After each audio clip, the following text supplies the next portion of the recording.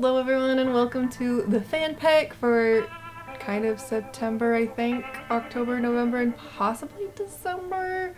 We will see. There are lots of things going on in my life. One reason I'm not wearing my wig is I'm moving to a different home. And it's in a box under other boxes because I'm a dumbass. But it's all good. I'm here, I'm recording, and this is gonna be the last time recording in this space. Anyways, if you are interested in me giving you my thoughts on a movie, make sure you comment below. This request does come from Interweb Kaija. I apologize if I did mess up on the name, that is my best educated guess. Of this ones you suggested, I went with The Color of Space. And it's kind of why there's the color of space behind me. I do want to say thank you for suggesting this. It was a very fascinating movie, and for those of you who are not familiar with this movie, it is based off of a short story by H.P. Lovecraft, and just because I have the book doesn't mean I've actually read this short story. I've been meaning to, and I haven't, and that's what's happening. This modern adaptation is directed by Richard Stanley. It stars Nicolas Cage, Jolie Richardson, Madeline Arthur, Elliot Knight, and Brandon Mayer as our key actors.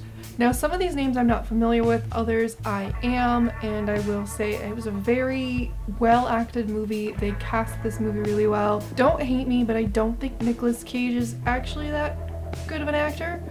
But I think if he gets typecasted into the correct roles, he can excel. And I do think his falling into the horror genre as he has is really good for him as an actor and works well with his style. I'll call it a style. Do you have acting styles? I guess you could have acting styles. I'm having a bit of a mental crisis right now processing this.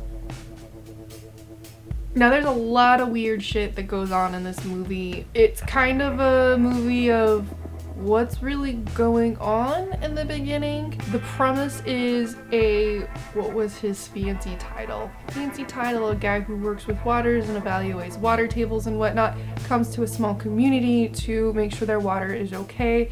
He meets a family who has recently moved from the big city to more of a small rural life is what they're looking for. And there's a lot of things that happen. Weird shit starts going down. I'm not gonna go beyond that because it's actually really interesting how the story evolves. There's points where you're like, is this magic? Is this aliens? Is there something in the water that's making them all go a little woo, woo, woo, woo? Is this them? Are they body snatched? There's so many points I'm like, okay, it could be going this way, but all of a sudden it goes that way. It kept you on your toes in a good way. And I really enjoyed that part of the storytelling. Through the process of our characters getting to know them, it actually does really pull at your emotions quite heavily. I wasn't expecting that. The characters are well written, well developed. In addition to the acting that I already mentioned, it just pulls you into the characters and their experiences, what they're learning, what they're going through, their past, their present. I wouldn't say there's a lot of gore in this movie, but when you do see the gore, holy shit. Between that and the creature effects, like, this movie was spot on. I do really like the effects and the colors that came into this movie throughout the progression of the story. Beautiful colors. It added so much to the experience, and in that moment, I don't know if these were color effects while recording, if it was After Effects. I don't have a lot to say so far as a negative towards this movie. One thing would be there was a psychological component behind the movie that I questioned how it portrayed in characters based on their age or how long they may have been exposed to certain things in the environment. I'm unclear as to what was happening, why it was just some characters, not all the characters. I do still have some questions and wondering, and I don't fully understand the end of this movie, but I also feel it's a movie where you're supposed to get your own interpretation out of what happens. So I don't know if there's a way to clearly define the ending that would make sense for everyone.